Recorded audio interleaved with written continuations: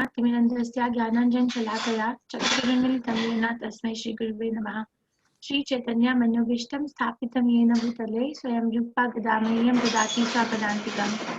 हे कृष्ण करुणसिन्धु दीनबन्धु जगत्पते गोपेश गोपिकान्त राधाकान्त नमस्ते। कांचन गौरंगी राधे वृंदावनेश्वरी पुष्पानुसुते देवी प्रणमामि हरिप्रिये। जय श्री कृष्ण चैतन्य प्रभु नित्यानंदा श्री अद्वैत गदाधर श्री साधि गौर भक्त वृंदा। हरे कृष्ण कृष्ण कृष्ण हरे हरे, हरे Ram Ram Ram Hare Hare. Where is my paper is in the drawer. Okay, you can chant behind me. Om Namo Bhagavate Vasudevaya. Om Namo Om Bhagavate Namo Vasudevaya. Vasudevaya. Om Namo Bhagavate Vasudevaya. Om Namo Bhagavate Vasudevaya. Vasudevaya. Om Namo Bhagavate Vasudevaya. Om Namo Bhagavate Vasudevaya. So reading from Bhagavad Gita as it is, chapter 3, Karma Yoga, it's loading. We finished till verse 5 or what verse? 11. 3:11. We had two classes, huh? Third chapter. Yes, Mataji, we are advanced.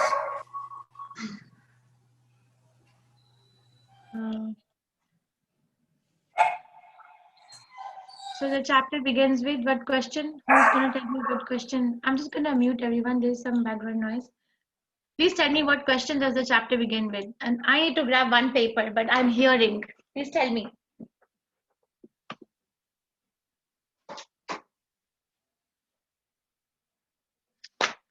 What is the question that the chapter begins with?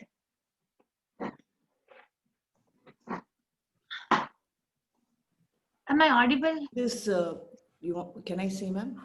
Yeah, go ahead, Radhika here. It talks about Arjuna's confusion of Buddhi Yoga and Bhakti Yoga, and therefore he questions Krishna as to why he is giving conflicting queries. I mean, conflicting statements. Buddhi Yoga and Jnana Yoga. Yeah, So sorry. Buddhi Yeah, Buddhi and Jnana. Yeah. Very nice. So Krishna is asking Tade Kambada, tell me one thing. And Krishna is telling him Karma Yoga is better than Jnana Yoga. So Karma Yoga Vishishyate, he says that Jnana is fine, you can cultivate knowledge, but the application of knowledge in bhakti is more important. Like for example, Jnana is like, okay, I'm not the body, I am the soul. You have to get the nut box also from the altar. Yes, there is. I kept it in the morning. Sorry.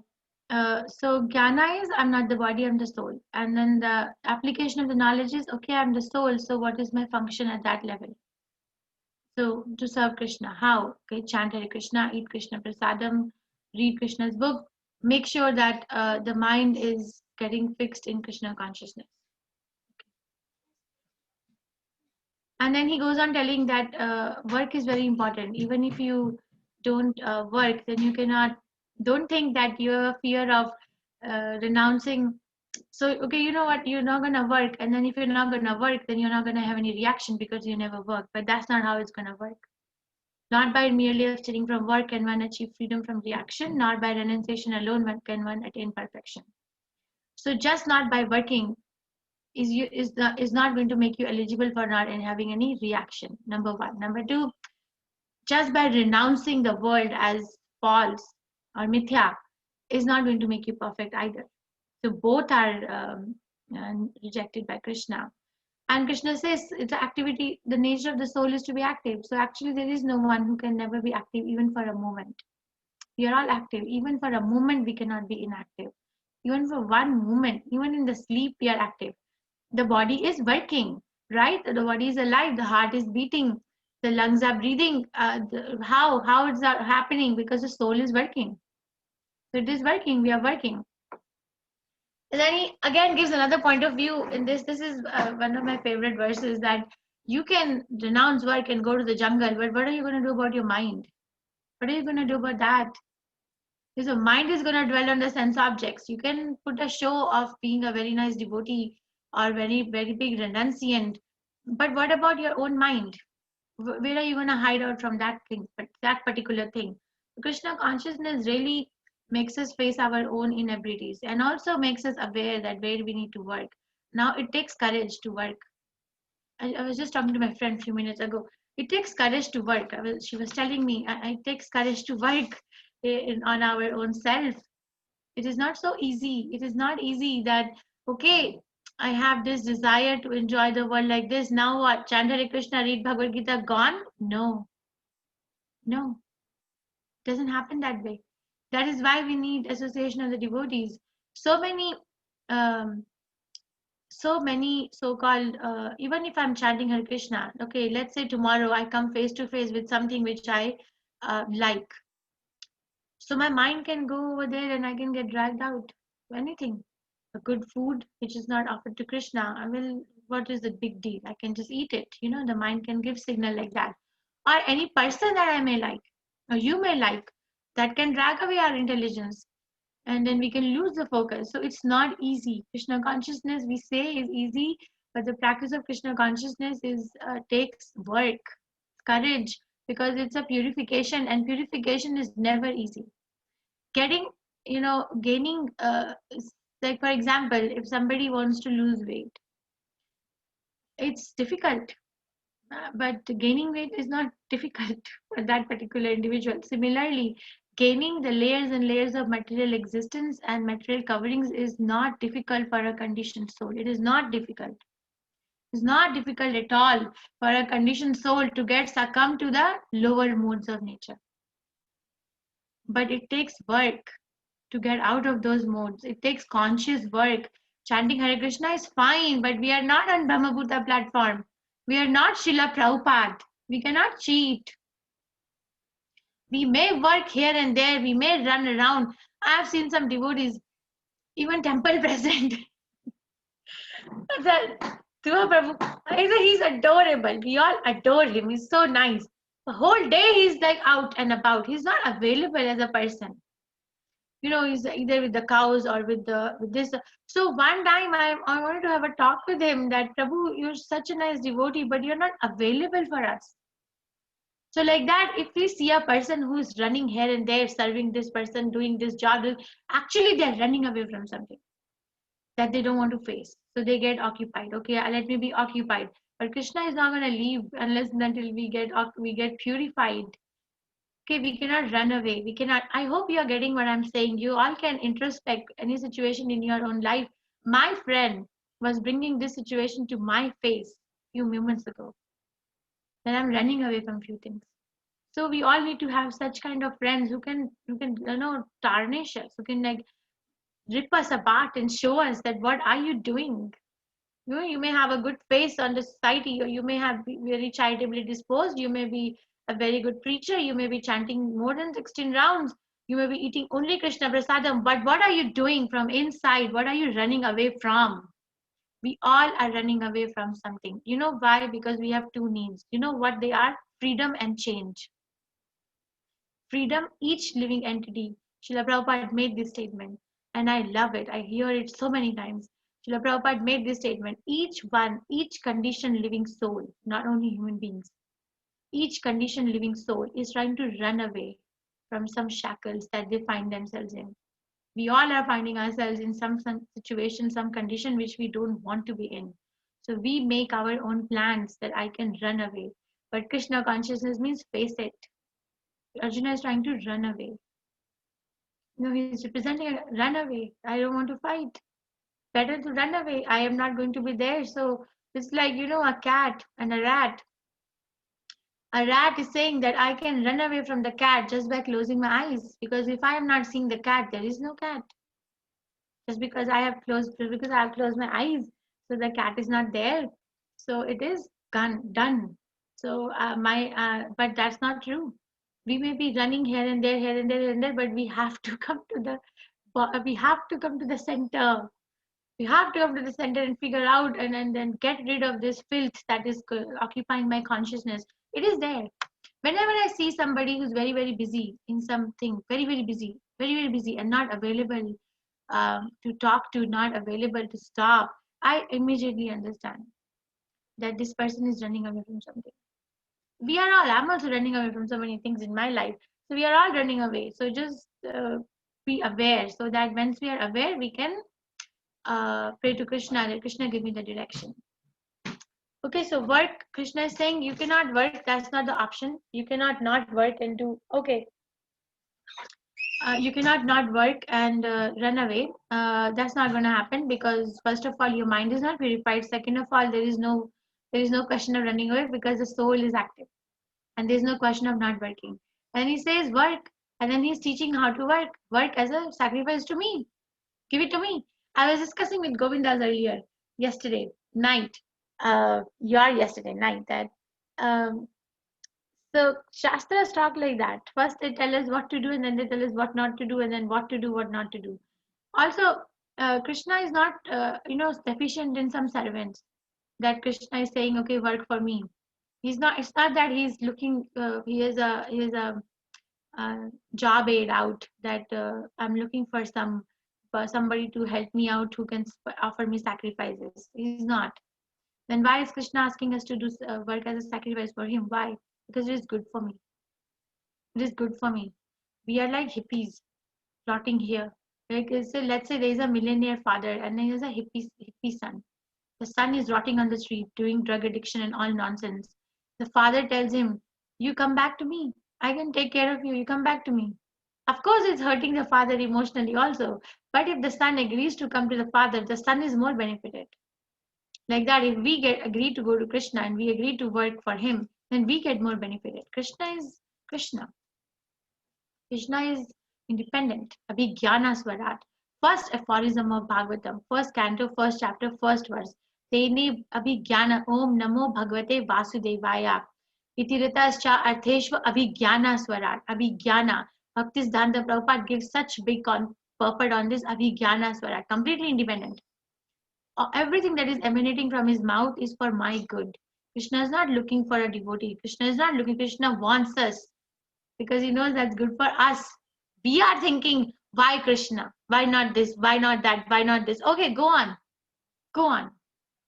Okay, go on. But a wise person will try to press a brake button and then try to introspect that why. So Krishna says now he's teaching us how to work for him, and he's going to give us an example of grains, for example, because grains is a necessity of every living entity.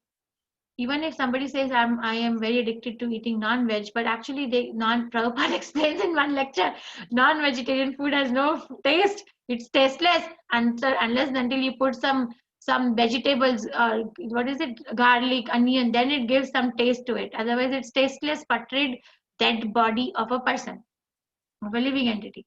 What taste does dead body has? Muscle, bone, bile, mucus, stool, urine. That is what's sitting in that. But when we put something that Krishna gives on top of it, it has some taste. That's what Prabhupada says. So I guess that's what it is. So in the beginning of creation, the Lord of all creatures sent forth generations of men and demigods along with sacrifices for Vishnu and blessed them by saying, be thou happy by this yajna sacrifice, because his performance will bestow upon you all desirable things. Krishna is saying, now teaching us. You know, a very genuine teacher who teaches a small child how to write A, it's not that the teacher doesn't know how to write A. A teacher can write books, but it comes down to the level of the student. Now Krishna is coming down to our level. That I created you, and in the beginning of the creation, I sent forth this. I blessed you. Do this as a sacrifice, and then you will obtain everything desirable. Okay, the demigods being pleased, he said, I offered to sacrifice. I made the Vedic scriptures in the form of Vyasdev, Vedanta Krit Veda with Eva Chaham, 15 chapter 15 verse. So Veda Vyas is literary incarnation of Krishna. He wrote the Vedas because we have come here to satisfy our ever increasing and non-satisfying desires. That is the definition of a conditioned soul. Okay, now Krishna wants us. Now he said, I give you this Vedic regulation, follow this.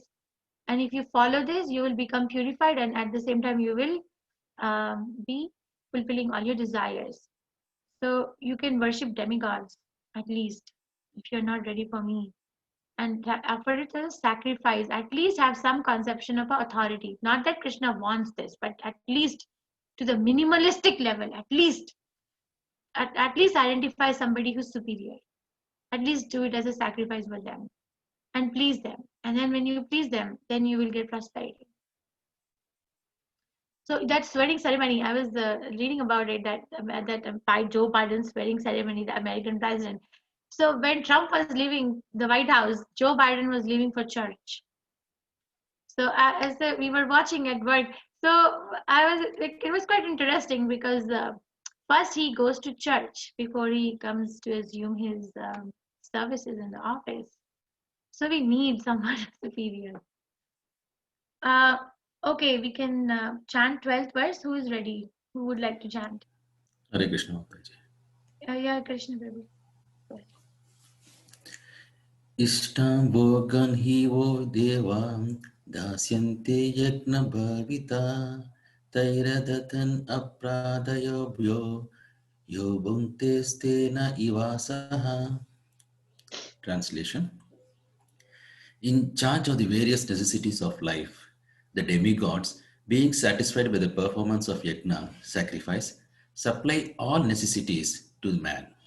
But he who enjoys these gifts without offering them to the demigods in return is certainly a thief. Purport. The demigods are authorized supplying agents on behalf of the Supreme Personality of Godhead Vishnu. Therefore, they must be satisfied by the performance of prescribed yajnas. In the Vedas, there are different kinds of yajnas prescribed for different kinds of demigods, but all are ultimately offered to the Supreme Personality of Godhead. For the one who cannot understand what the Personality of Godhead is, sacrifice to the demigods is recommended. According to the different material qualities of the persons concerned, different types of yajnas are performed in the Vedas. Worship of different demigods is also on the same basis, namely, according to the different qualities. For example, the meat eaters are recommended to worship the goddess Kali, the ghastly form of material nature, and before the goddess, the sacrifice of animals is recommended. But for those who are in the mode of God, goodness, the transcendental worship of Vishnu is recommended. But ultimately, all yajnas are meant for gradual promotion to the transcendental position. For ordinary men, at least 5 yajnas, known as Pancha Mahayajna, are necessary. One should know, however, that all the necessities of life that the human society requires are supplied by the demigod agents of the Lord. No one can manufacture anything. Take, for example, all the eatables of human society. These eatables include grains, fruits, vegetables, milk, sugar, etc.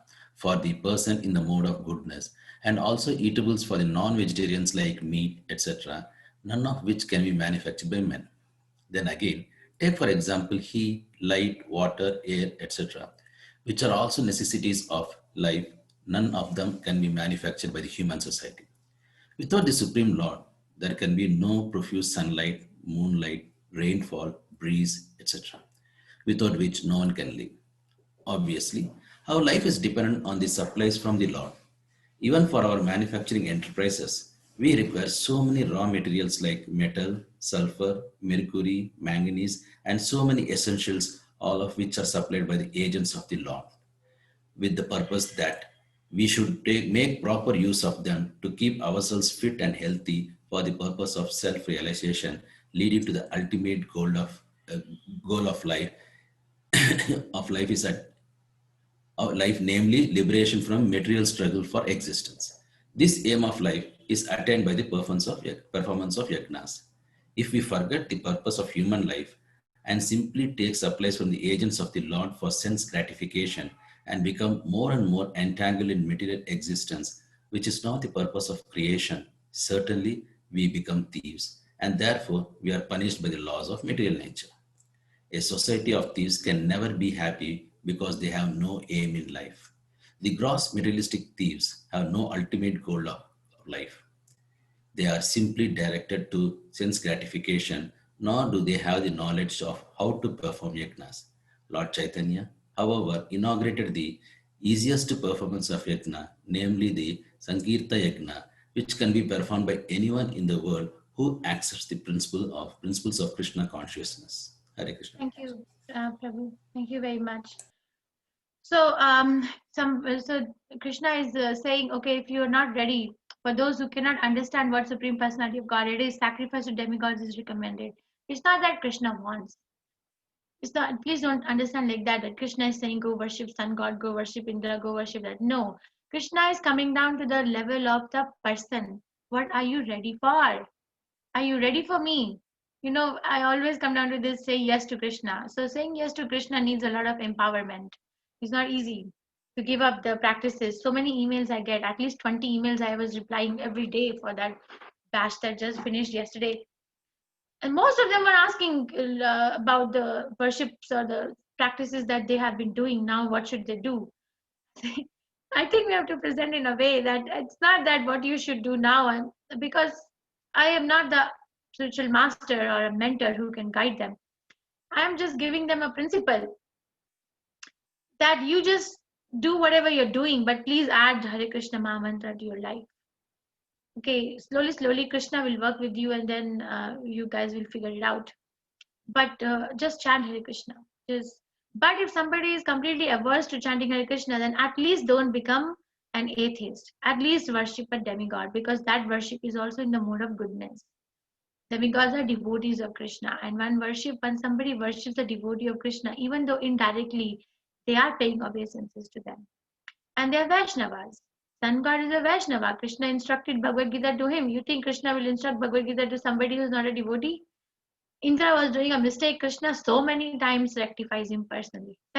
Personally rectifies. He's not a demon. He's a devotee. Or Brahma does some mistake. So many times Brahma is rectified by Krishna. So they are Vaishnavas. Krishna is personally taking charge. So Krishna is personally taking charge. So they are devotees. So if somebody worships them, then really like worshipping, because they're Vaishnavas, at some point they will understand that we need to go to Krishna. But the best is the person who directly goes to Krishna, because by watering the root, they're watering everyone. So by worshipping one Krishna, 33 million demigods are satisfied. Everybody is satisfied. The whole world becomes satisfied. Arjuna says this prayer in 11th chapter also. The whole world becomes joyful on hearing your name. The whole world. When it is Balram Purnima, the moon is so beautiful, smiling. God Purnima, so beautifully smiling. We don't see such moonshine on regular Purnimas. But when it is like something to do with Krishna, it becomes so beautiful. Because everybody is so happy that Krishna is there. So according to different material qualities that a person has, different kinds of sacrifices or yagyas are given. That is why there are so many demigods. One asks why there are so many demigods. Well, there's so many desires, so many living entities. So Krishna is accommodating everyone. He's waiting. The more you study the Shastras, the more you chant Hare Krishna, the more you associate with devotees, the more you understand that how much affection Krishna has for each one of us. How much. We must write it out. The love that the Supreme Personality of Godhead has for the soul is unmatchable. Nobody loves us so much. We look for love here, there, or acceptance from so many things, but Krishna doesn't leave us. You see, I see people, and actually maybe that's my journey in spiritual life. I see children who are incapacitated, completely dependent. They're not even living at home. They're living nursing homes because it's too much for the family to handle them. They are on ventilators. They are brain injuries, so they are not moving, and they need to be cleaned. They have seizures. They have lung problems. I see them. I'm talking. Maybe you're just hearing it, but I see them. I lay my hands on them. And they come alone. When they fall sick, the nursing home just puts them in an ambulance and then they come alone. Even if there's a 2-year-old child, he comes alone with the ambulance and we have to see. And then there's no one other than a red book, a chart that comes with them. Figure out your life, what's going on with this child from that particular aspect. So lonely, right? So lonely. When you really see such people, you get, it's a aha moment in spiritual journey. They're so lonely. We think we are lonely, but come here, I'll show you. Not that I'm trying to demean the feeling of loneliness that one may have in their own life, but I'm saying that this is real loneliness because the parents who gave birth to them have also given up, right? And then they're dependent on these nursing homes to take care of them. But Krishna is so affectionate that he doesn't leave. Krishna doesn't leave. They have a heart rate. They're still maintaining their existence. They are somehow living. And Krishna says in 10th chapter, in his opulences, I am the life of all that lives.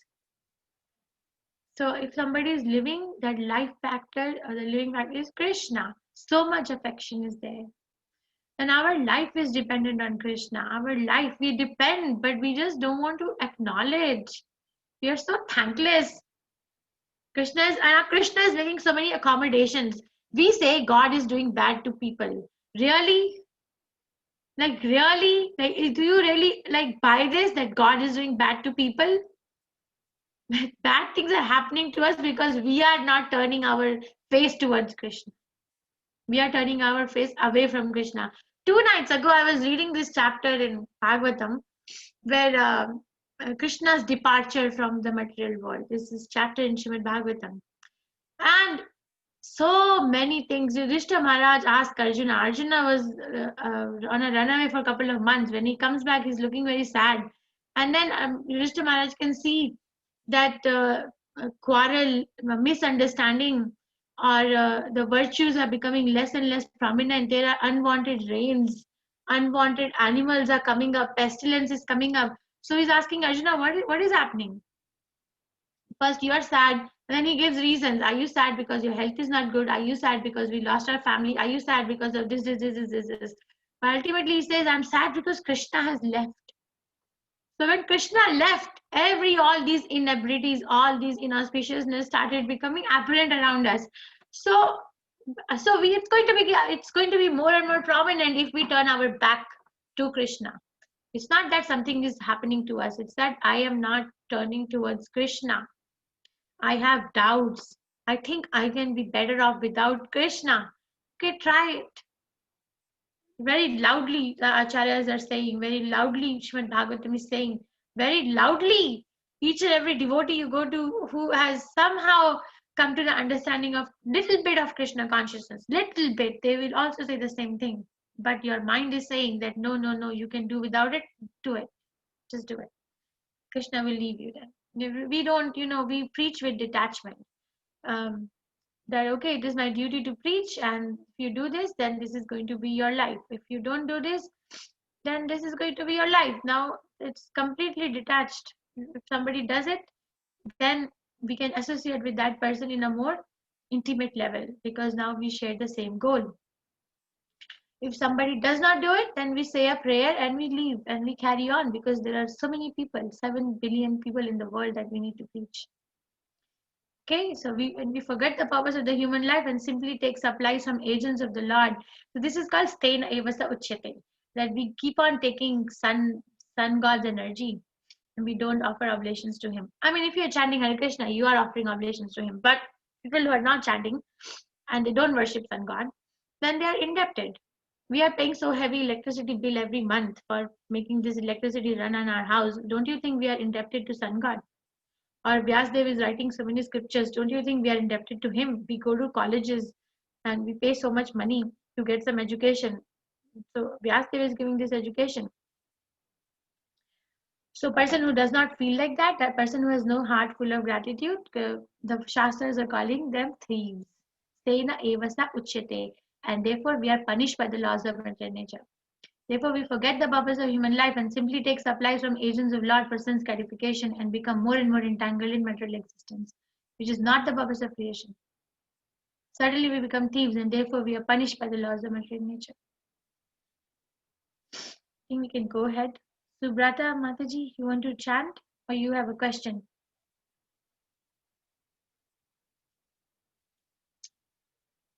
Subrata, Hare Krishna, you can unmute. Your hand is raised. Yeah, Hare Krishna Mataji. Hare Krishna. What is Pancha Mahayajna? What, Prabhu? I don't know that for at least 5 yagyas known as Pancha Mahayagna are necessary. I don't know because I know there are 11 sanskaras. I don't know what he's talking about. I will have to look into it more. So I'll have to get back to you. We should mark it. Okay. Pancha Mahayagna, what is it? Does anyone know? at least 5 yagyas known as Pancha Mahayagya are necessary. I'm sorry, Prabhu, I don't know. So, okay, so you want to chant the next verse? Yagna Shishtaniko Shishtanisha Shanto. Mataji, the Pancha Yagnas, Mataji. That Yes. is the Brahma Yagna, Deva Yagna, Pitra Yagna, Bhuta Yagna, and Manusha Yagna. So, what are the meanings? So this is Brahma Yagna is on the Rishis, on the teaching of Vedas. Okay. And Deva Yagna is on the means Demigods. offering prasadam to the making it homas. You know, we do the fire, they kind of things. To demigods. Yeah, and Pitra Yagna is for the family, ancestors kind of thing, where we give the pindas, you know, and Bhuta Yagna is for the animal sacrifices kind of thing. And Manusha Yagna is serving our guests, giving shelter, that kind of things. Thank you, Prabhu. Can you share it in the Achyuta group? Hare Krishna. Okay. Thank you. Okay, we got the answer. Thank you, Prabhu. Okay, who would like to read 13th? Nobody wants to read 13th verse? Yes, Vimla Mataji. Asita Taji wants to. Is it okay if Vimla Mataji reads? Yes, Mataji, please. Thank you. Yes, Vimla Mataji.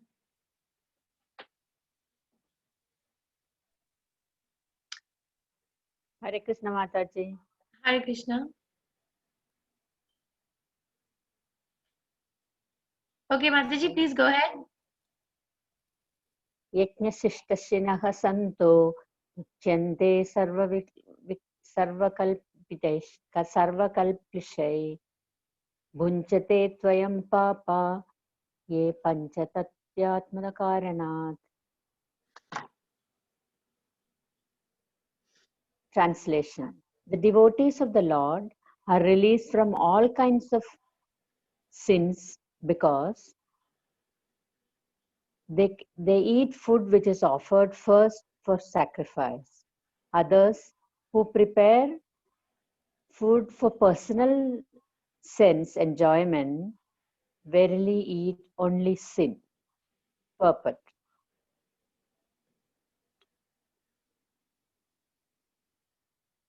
The devotees of Supreme Lord or the persons who are in Krishna consciousness are called Santas, and they're always in love with the Lord as it is described in the Brahma Samhita. Premanjana, Churita, Bhakti, Vilochana, Santa, Sadaiva, Hridayesha, Vilokyanti. The Santas being always in a compact of love with the Supreme Personality of Godhead, Govinda, the giver of all pleasures, or Mukunda, the giver of liberation, or Krishna, the all-attractive person, cannot accept anything without first offering it to the Supreme Person. Therefore, such devotees always perform yajnas in different modes of devotional service, such as Shravanam, Kirtanam, Smaranam, Archanam, etc.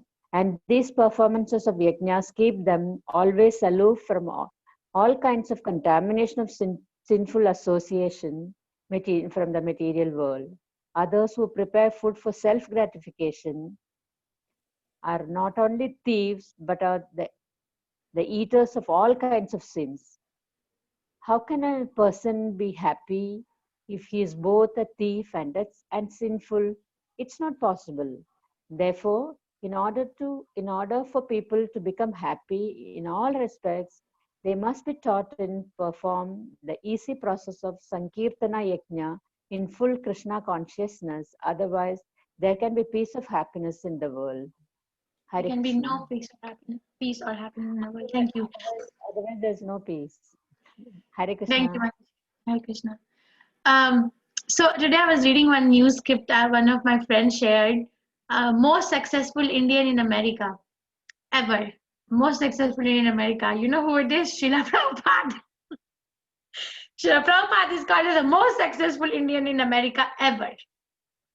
So amazing, so amazing. Prabhupada broke so many paradigms of spiritual knowledge. We remain locked up in our paradigms given to us by society, by friendship, or by the practices of our family.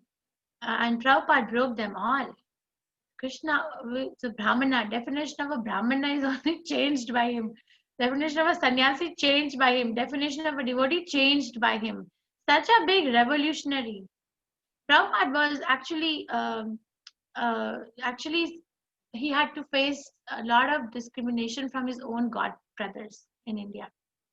It was not easy, especially in India. It was not easy because people were not so accepting, and they are still not very accepting. If you really look at it, from the people from Western countries joining and coming to Vrindavan and chanting Hare Krishna, there is some sort of an envy over there, or some sort of a misunderstanding, or some sort of a pride that, oh, how can these people do? I am the one who has to do it because I am born in India. Prabhupada broke all those paradigms. But you're saying born in India. You're a human being and you're a soul and you belong to Krishna. You should have not been born at the first place. But we're born in India. And if you're born in India, then do this. This is Prabhupada broke. That's not me speaking. I always want to go to Mayapur. But Mayapur has so many devotees from across the world. Prabhupada told that I'm going to build a United Nations, which is going to set an example for the so-called United Nations, which is existing. And he did it. He did it. If someone goes to Mayapur, they can see devotees from across the world, not even there, devotees from Africa, devotees from Japan, devotees from Hong Kong, devotees from Malaysia, devotees from so many places, Argentina, devotees from Russia, devotees from America, devotees from Europe. I am doing Bhakti Shastri, and Bhakti Shastri, who is teaching? Belgium. I am doing it with the devotees from Belgium, Radha Desh Mello. Bhaktivedanta College is in Belgium, not even Vrindavan. So you see these devotees from UK, from so many places, Australia, they are natives. They're not like Indians scattered all over the world. No, Japanese means Japanese. Africa means Africa, not like Indian sitting in Africa. No. So one day I was thinking that I want to go there, but why is Mahaprabhu not allowing me? Because I've never been to Mayapur. And I thought maybe because I'm envious. Maybe there's an element of envy that how can these devotees live? And they don't have any envy. That's why they are over there. So devotee of Krishna is peaceful or Shanta. That they are not looking at what nationality, what this, what that. Real preaching is done to people who are not looking for Krishna consciousness, but you give it to them, like in Western world. Sita Mataji, you were there in the Bhagavatam class in Gitanagari, right? Yes, Mataji. So you told me that there were less devotees, right? How many people were there for the Bhagavatam class? I think including you, it was 6 or 7, maybe, not more than that. Or maybe it went up a little bit, but less than 10. Yeah. So at each one of them, I gave Bhagavatam class on Monday and she attended that, even though she didn't have to, but she very kindly came in Gitanagari. And Gitanagari Bhagavatam class, people who are listening are 10, 5, 6, and none of them is from India. None of them, not even one. So all of them are either local or one couple is from Czech Republic. So that is what real Krishna consciousness is, that when you sit with them and then they read Chaitanya Charitamrita and then they explain the meaning of Krishna consciousness and then you hear it's nectar. It's nectar. There is no proud. There is no proud. They're so grateful to Srila Prabhupada. When they say thank you, Srila Prabhupada, it's different level of thankfulness. They're so peaceful. You see, they have no discrimination. Srila Prabhupada said that Indians they will never become full-time devotees because they take Krishna consciousness as a familiar thing.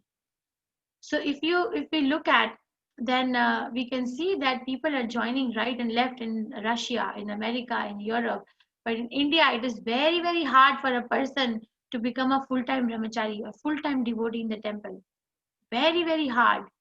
They understand from outside and lick the nectar from outside, but very, very hard to just dive in the movement. Why? Because they are still in a paradigm.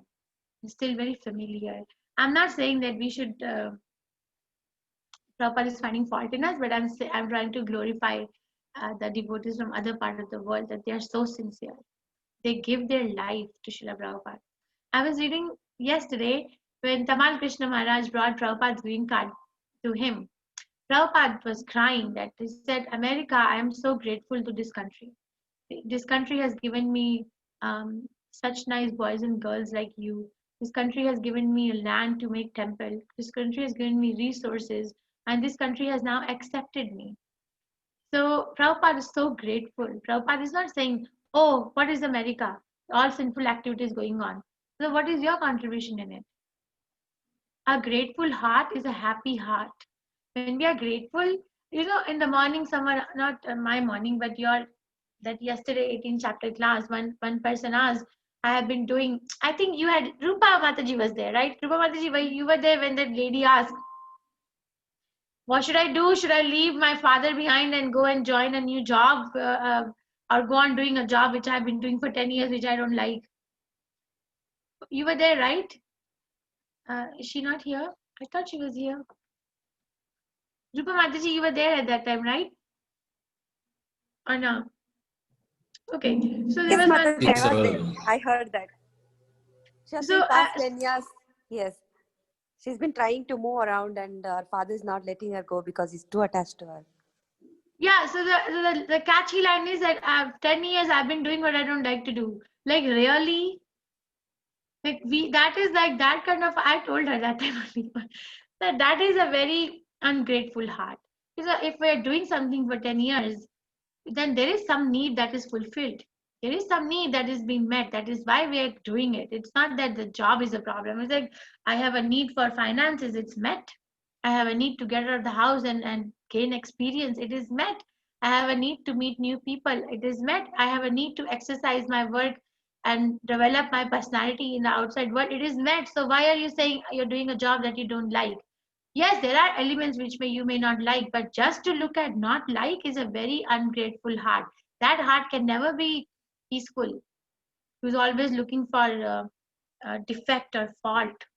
That's the nature of the mind. In conditioned soul, the mind is always looking for problems because that's how it is. You're looking for problems. There is a word called cheerophobia. Cheerophobia means some people are scared to be happy. They have phobia, fear of being happy, because they know that, okay, if I'm going to become happy, then the next moment I'm going to have to face my distress. So they're scared of being happy.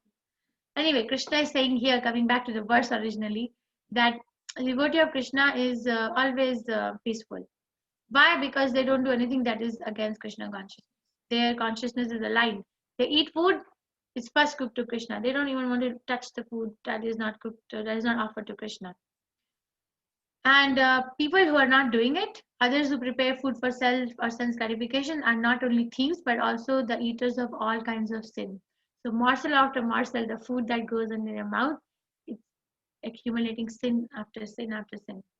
So how can a person be happy if he's both thief and sinful? So in order for people to become happy in all respect, they must be taught to perform easy process of Sankirtan Yajna in full Krishna consciousness. Otherwise, there can be no peace or happiness in the world. I want to show this. Let's go over the next few verses and then I'll show the slides. Anyone, any questions? Are you understanding what we are reading? It's very simple, Mataji. Yeah, ma'am. Okay, I hope you all go back and read again. I hope this is not the only reading time that you have for this chapter. Please do it on your own too. Sure, ma'am. So this line, they must be taught to perform the easy process of Sankirtan Yajna in full Krishna consciousness. So I was talking to my spiritual master 2 days ago, and I told him, Maharaj, I'm having like this issue. So what should I do? And Maharaj he said he's so nice. He said, listen, our movement is to educate people. Even if they're not looking, you just still go and educate people, and that actually invites a lot of mercy from Srila Prabhupada. Srila Prabhupada becomes very happy if we are doing it. So the principle is, especially in this time of the world when everyone has a reason to be so much anxious, so to be like surrounded by so much anxiety and the feeling of insecurity. If you can give them Krishna consciousness, that is the best thing. Even if you're not eligible, you still carry the message. That's the best thing. So each one of you, you have been coming to these classes for so long. Please make sure that your own Krishna consciousness is in alignment. It's not just you're attending a class and then you're calling yourself Krishna conscious. No, no, that's a part of it, but that's not completeness. You still have to chant your own rounds. You still have to do your own reading, because when you read, you're associating with Srila Prabhupada one-on-one. Don't miss that appointment with Prabhupada every day. Okay, and then one will become inspired to tell about it to others, not by just attending class. It doesn't. Let's face the reality, please. Let's be real. It doesn't happen. I can attend the class, but that doesn't mean that I am becoming very Krishna conscious. First of all, because the speaker itself is not pure devotee. There are inevitabilities. We give what we have. And second of all, that's not the only way. We still have to follow the rules and regulations. We still have to chant our rounds. We still have to read our books. And then Prabhupada inspires. Then Prabhupada inspires. Otherwise, it becomes galagraha. Devotional service becomes a very heavy burden, or it becomes a pain in the neck, galagraha. Something which is, tied around my neck. Oh, I have to do this. Person wants to get out of that cycle also. I don't want to do it. It's not that the devotional service is a problem. It's that I was not doing it properly. So please be real. If you feel ever that this is becoming too much, then we need to have a word before you decide to go. And then we need to understand that where is it coming from. Taking break is not prohibited to anybody. But leaving for forever is something that needs work. Okay, we can go to the next verse. Who wants to chant? And Rupa Mataji, why don't you chant?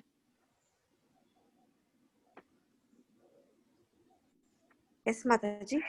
Annad bhavanti bhutani parjanyad anna sambhavaha yagnad bhavati parjanyo yagnaha karma samudbhavaha.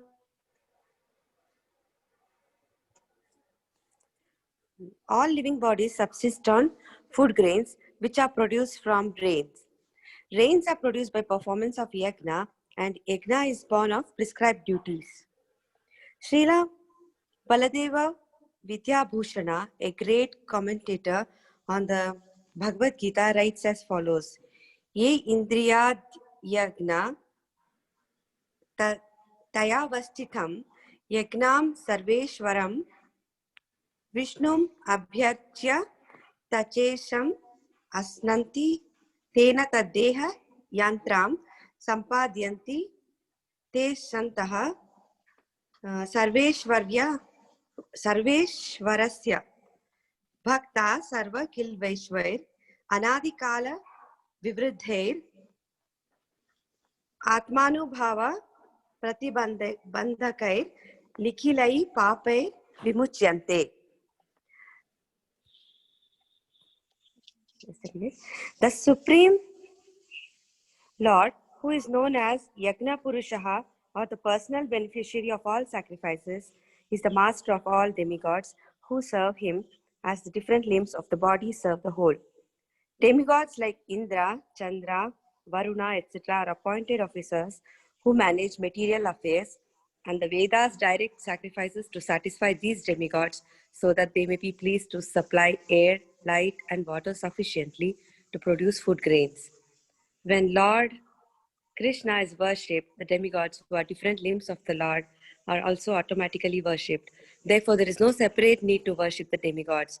For this reason, the devotees of the Lord who are in Krishna consciousness offer food to Krishna and then eat a process which nourishes the body spiritually. By such action, not only are past sinful reactions, just a minute. In the body vanquish, but the body becomes immunized to all contamination of material nature. When there is an epidemic disease, an antiseptic vaccine protects a person from the attack of such an epidemic. Similarly, food offered to Lord Vishnu and then taken by us makes us sufficiently resistant to material affection, and one who is accustomed to this practice is called a devotee of the Lord. Therefore, a person in Krishna consciousness who eats only food offered to Krishna can counteract all reactions of past material infections, which are impediments to the progress of self-realization. On the other hand, one who does not do so continues to increase the volume of sinful action, and this prepares the next body to resemble hogs and dogs, to suffer the resultant reactions of all sins. The material world is full of contaminations, and one who is immunized by accepting prasadam of the Lord, food offered to Vishnu, is saved from the attack, whereas one who does not do so becomes subjected to contamination. Food grains or vegetables are factually eatables. The human being eats different kinds of food grains, vegetables, fruits, etc. And the animals eat the refuse of the food grains and vegetables, grass, plants, etc. Human beings who are accustomed to eating meat and flesh must also depend on the production of vegetation in order to eat the animals. Therefore, ultimately, we have to depend on the production of the field and not on the production of big factories. The field production is due to sufficient rain from the sky, and such rains are controlled by demigods like Indra, sun, moon, etc. And they're all servants of the Lord. The Lord can be satisfied by sacrifices. Therefore, one who cannot perform them will find himself in scarcity. That is the law of nature. Yajna, specifically the Sankirtana Yajna prescribed for this age, must therefore be performed to save us at least from scarcity of food supply. Very nice. So you got the formula. The save us at least under. Thank you, Mataji. So nicely read. All living bodies. He's not saying just human beings. All of them. Each and every living body subsists on food grains, and food grains are produced from rain. Rain is produced by performance of sacrifice, and sacrifice is perform of prescribed duties. So I will show you the slide just to give a little bit more understanding. Krishna.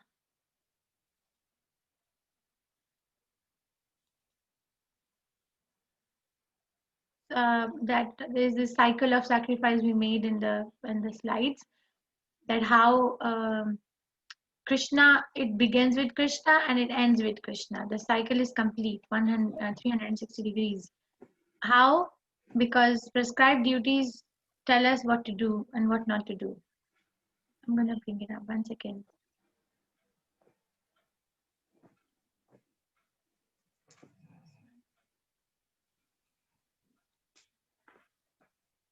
So what I'm saying is that prescribed duties are given by Krishna in the form of Vedas.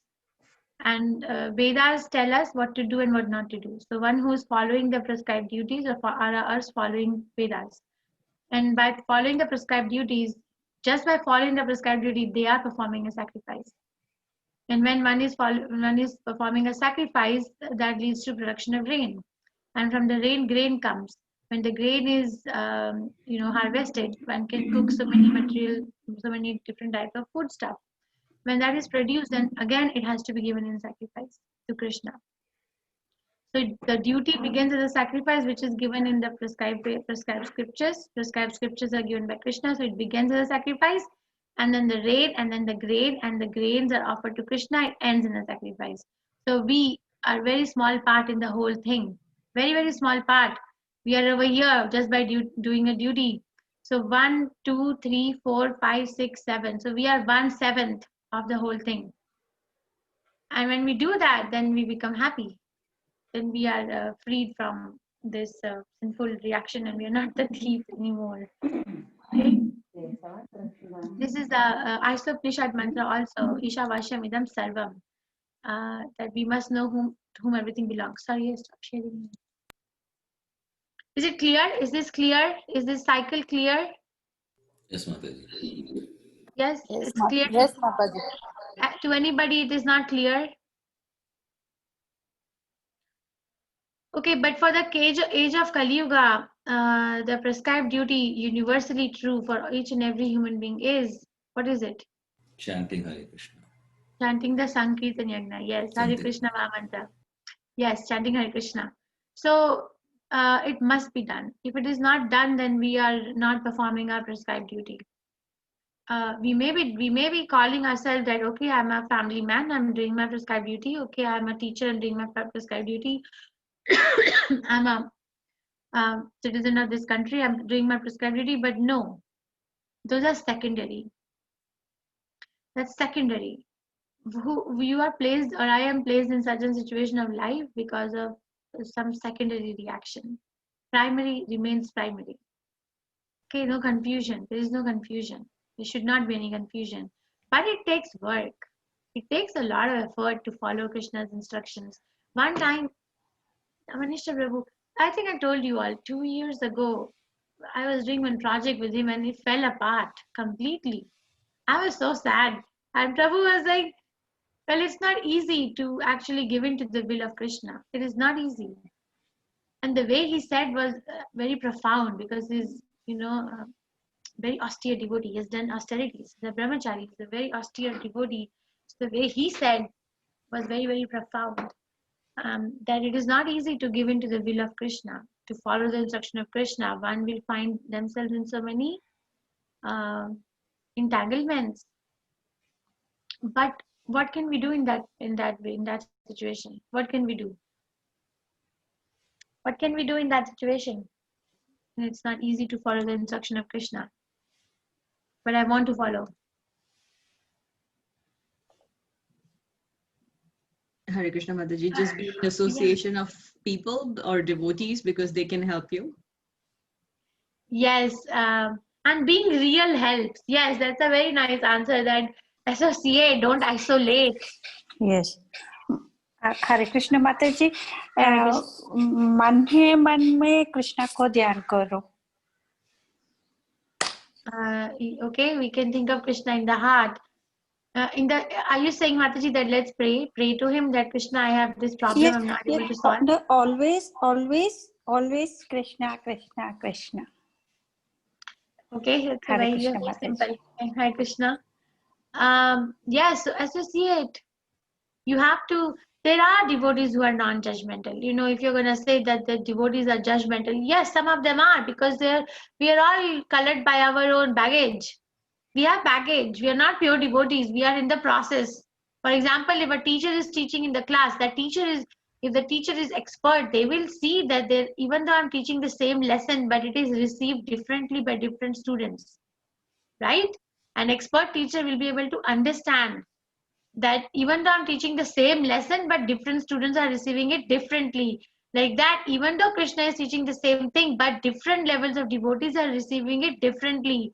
So, most common thing I see in ISKCON is, some person did some devotees chanting 16 rounds, but they did something which was not.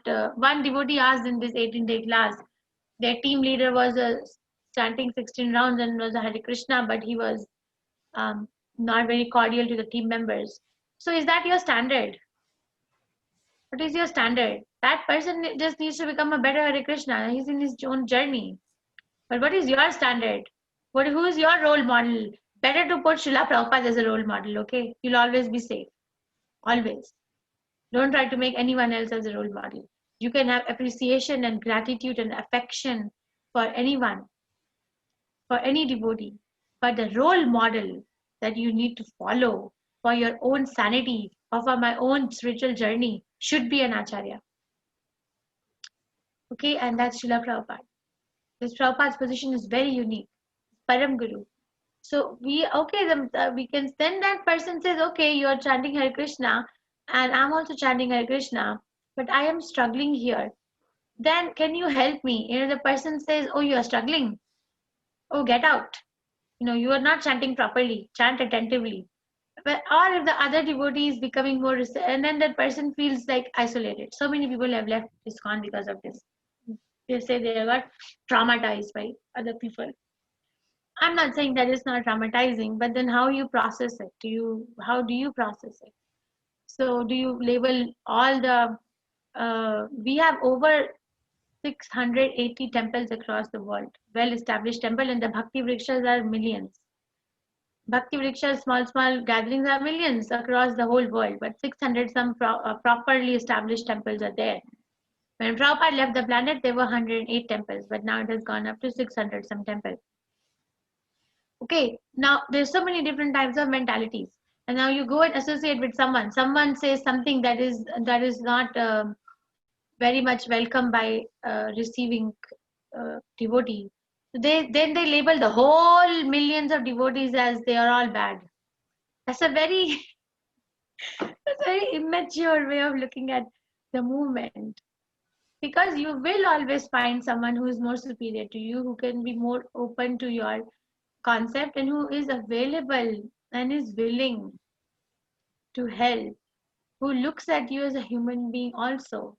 We look for that. That okay, I'm chanting Hare Krishna, I'm trying to realize I'm a soul, but I also have this human need. I need connection. I want someone to hear me. So Mataji perfectly answered. Associate with that person. Discuss it out. Don't just leave it to your own mind to figure it out, because you have failed many millions of years. Let's not do it again.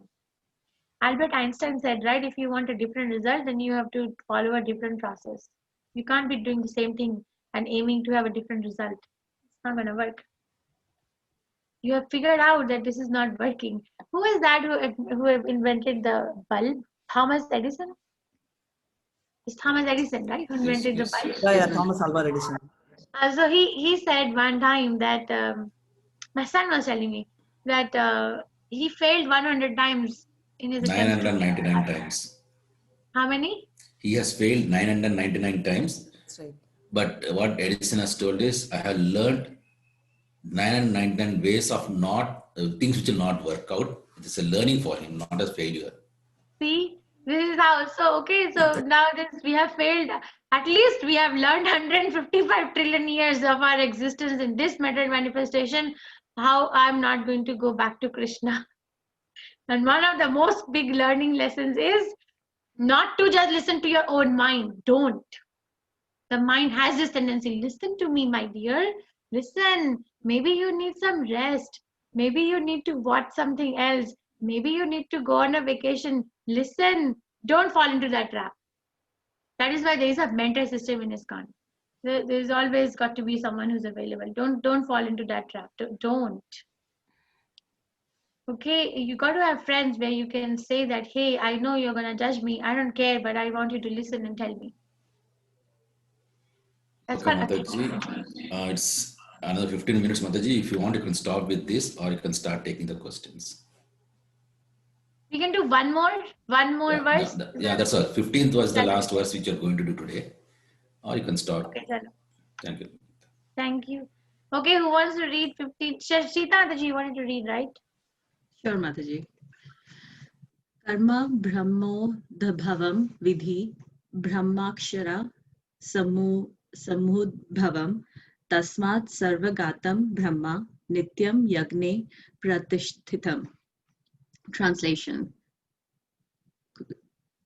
Regulated activities are prescribed in the Vedas, and the Vedas are directly manifested from the Supreme Personality of Godhead.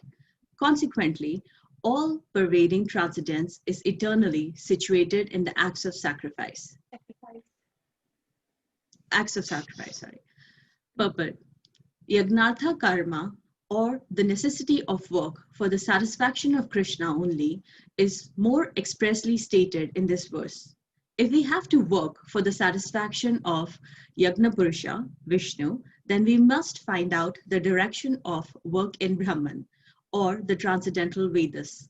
The Vedas are therefore codes of working directions. Anything performed without the direction of Vedas is called vikarma, or unauthorized or sinful work.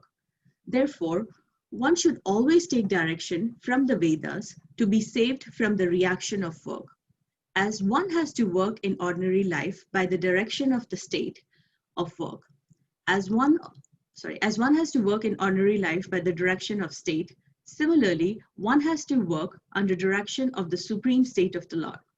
Such direction in Vedas are directly manifested from the breathing of the Supreme Personality of Godhead. It is said, Asya Mahato Bhutasya Nashvashitam Itad Yad Rigvedo Yajurveda Samavedo Than Girisha. The four Vedas, namely the Rig Veda, Yajur Veda, Sama Veda, Atharva Veda, are all emanations from the breathing of the great personality of Godhead. The Lord, being omnipotent, can speak by breathing air, as it is confirmed in the Brahma Samhita. For the Lord has the omnipotence to perform through each of his senses the action of all other senses. In other words, the Lord can speak through his breathing, and he can impregnate by his eyes. In fact, it is said that he glanced over material nature and thus fathered all living entities. After creating or impregnating the conditioned souls into the womb of material nature, he gave his directions in the Vedic wisdom as to how such conditioned souls can return home, back to the Godhead. We should always remember that the conditioned soul in the material nature are all eager for material enjoyment.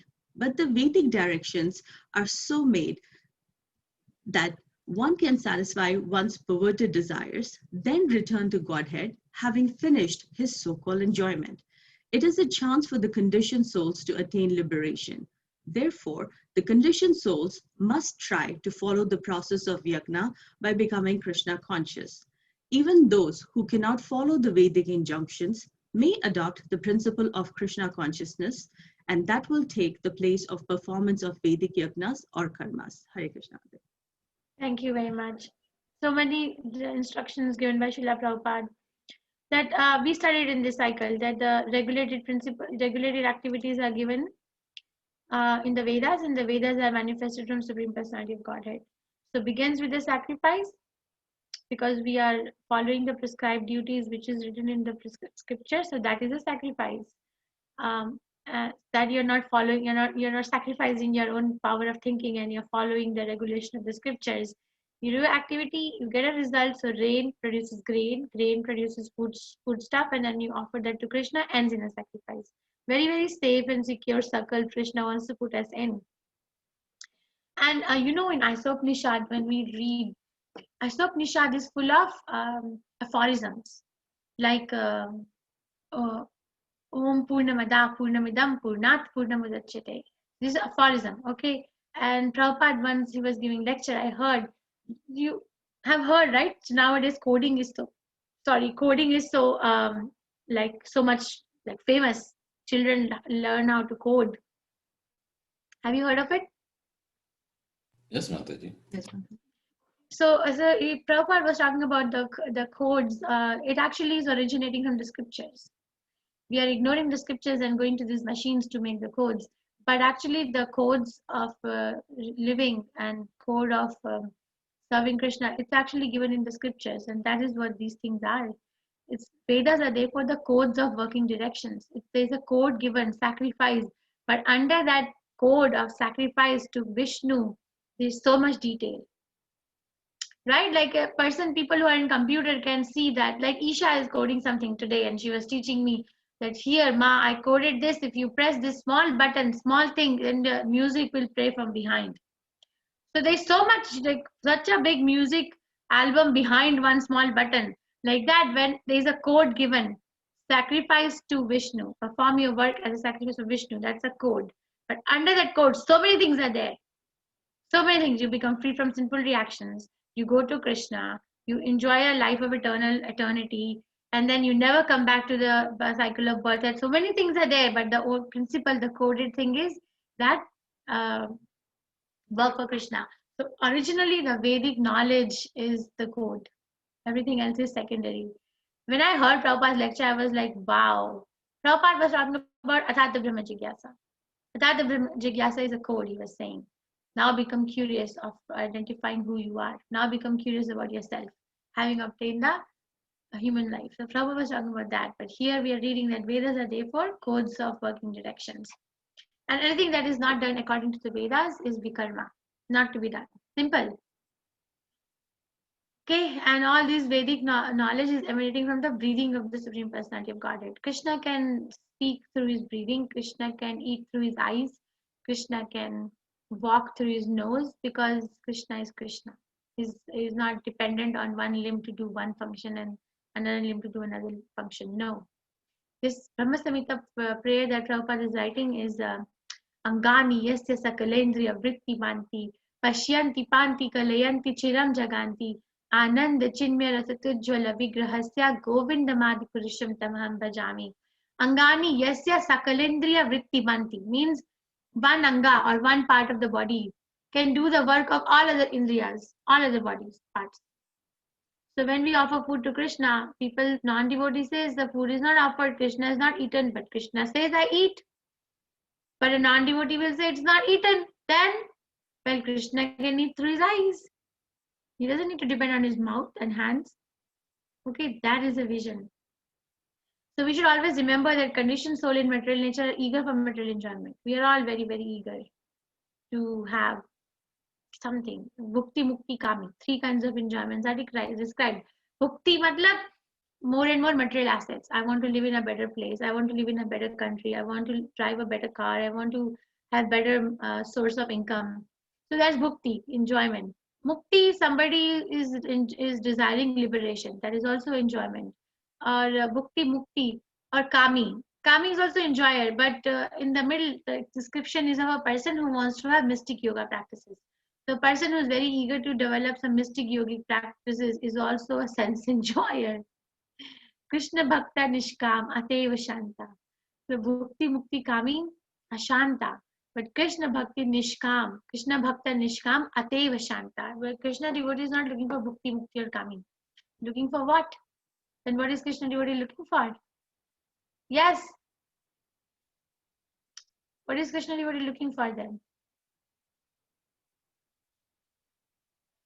If they're not looking for sense enjoyment, if they're not looking for liberation, if they're not looking for mystic yogic power, then what is Krishna devotee looking for?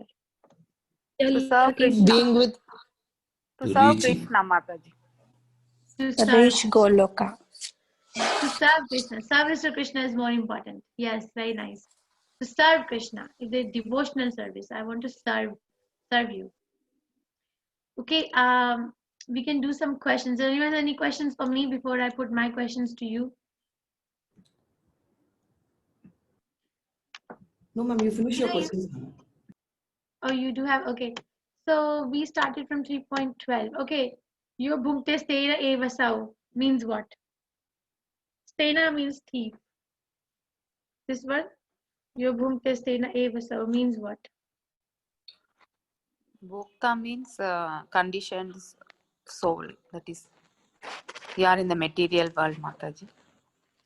That person is called as a thief. That's the meaning.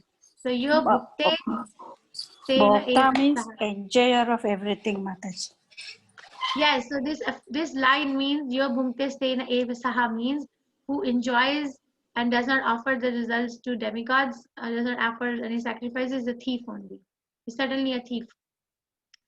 He who enjoys these gifts without offering them to demigods in return is certainly a thief. Okay, that's what it means. Okay, Annat Bhavati Bhutani means what? 3rd chapter, 14th verse. I should be sharing these questions with all of you, right? Annat Bhavati Bhutani. Pragna Annat, Pragnat Annat, Anna Sambhavaha. Very easy. All living entities. Sacrifice, cycle of sacrifice. Mataji, question is very specific, so answer should be specific. Annat Bhavati Bhutani means what? This line. Annat means food. So All living bodies all subsist the on food grains.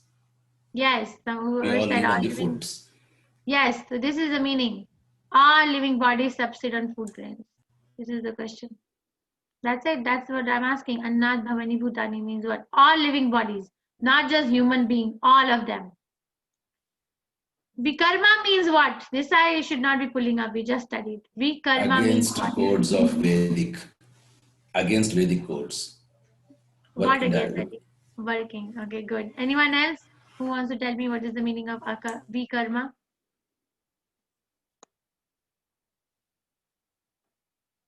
Shashi Prasad Prabhu said, but anyone else who wants to tell me what is Vikarma?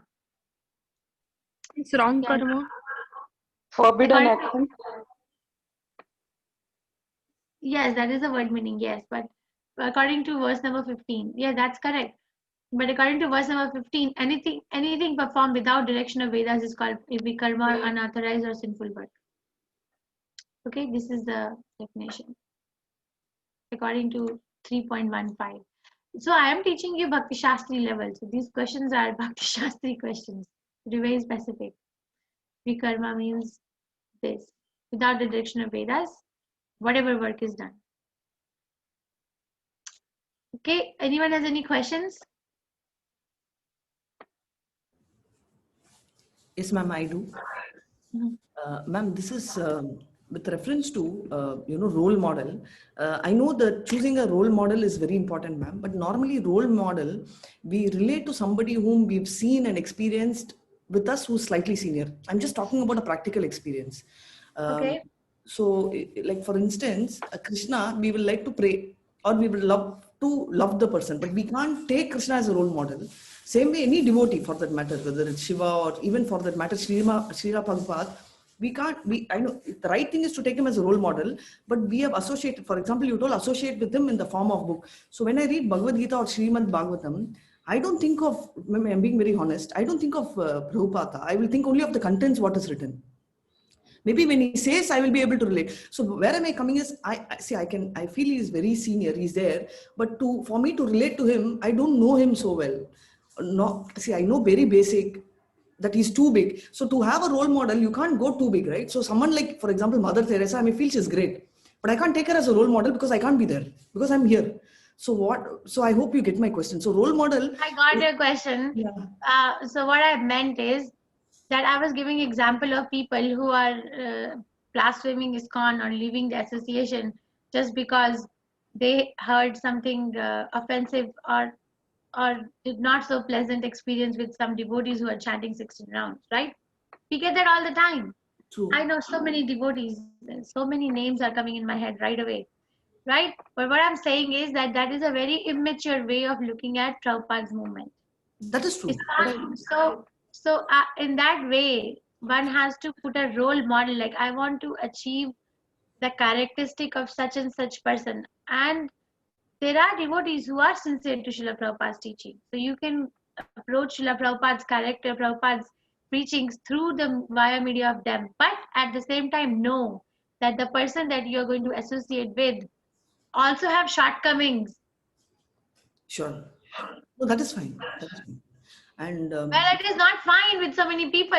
So 19 years I've given my life to ISKCON. You think it's so it's not fine with so many. It's going on everywhere. Even in every religious cult, there will be a section of people who will say that because of that particular person, I left my practice because they're not the standard. They're not meeting the standard. Well, they are not meeting the standard. It is their business. You pray for them, but you still need to carry on because your standard has to be Prabhupada. Got it, ma'am. Isn't it more sensible? I'm just giving an example, ma'am, not verbatim. Like, for example, for some reason, isn't it sensible to leave the person rather than leaving the entire association? For example, that's what I'm saying. Sure. Yes. That's what I'm saying, that don't leave just because of. Sure. ISKCON has been through a lot since Prabhupada left. A lot. So many devotees left in 1980s. But there also, when we hear the experiences of the devotees who stayed back, they are saying, thank God we stayed back. Okay. Ma'am, and also about Vedas, Bhagavatam, this is one of the query, ma'am. Bhagavatam is the oldest book we are saying. So typically. Radhika, your sound is very less. Yeah, Your very volume feeble. is less. Ma'am, I just have a doubt regarding the one of the verse which you said about Rig Veda and all that. So Bhagavatam was written prior to that, ma'am. This is my assumption. So I'm just asking. No. Bhagavatam was written after the Vedic composition because Vyasadeva wrote all the Vedas and he was dissatisfied. So, I'm not happy. He's telling it to his spiritual master Narad Muni in 1st canto 5th chapter. I have written all the Vedas, all the Puranas, all the Vedanta, all these things, but I'm still not happy. Narad Muni tells him the problem. The problem is that you have not described the glories of Krishna. That is why you're not happy. Now write something which will describe the glories of Krishna. Then he wrote Vedanta Sutra. Bhagavatam is called Vedanta Sutra, means essence of all the Vedas. So he wrote all the Vedas first, and then he gave the essence in the form of Srimad Bhagavatam, which is Amalam Puranam. Best. Is compared. I was doing this work with Isha last night. So Bhagavatam is compared to ripened mango fruit. So no, he wrote it after. Okay, Mataji, with your permission. Yes. From now onwards, I'm thinking that we will not spend more than 10 minutes of questions, and any person first only one question, maximum 2 questions. No, I disagree. With your permission. Okay, thank So you. No, I disagree. Not more than 10 minutes of questions, because it's night time for you people and we need to take care of everyone. Thank you very much, Mataji. Okay, Hare Krishna, thank you. Yes, Radhika, you have a liberty of speech. Yes, please speak.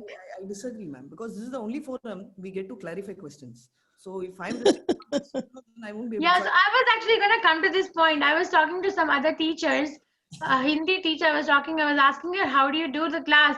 She said, once in 2 months or so, I make a class exclusively for question answers, which is also an approach. I know where Shashi Prasad Prabhu is coming from. I mean, I've been preaching for 7 hours today, so I think that's why he's coming from the background of concern. I know he gives a coded language which looks like a very thick instruction, but under that is a lot of compassion that you are tired. So that is why I'm not overruling Shashi straight away, because I know Shashi's mentality. But where am I coming from? No, Mataji, rest for a proper soul is also important, Mataji. Thank you, Mataji. Yeah, so I think we should start doing it. Sita Mataji, you can stop recording. We're just talking to each other.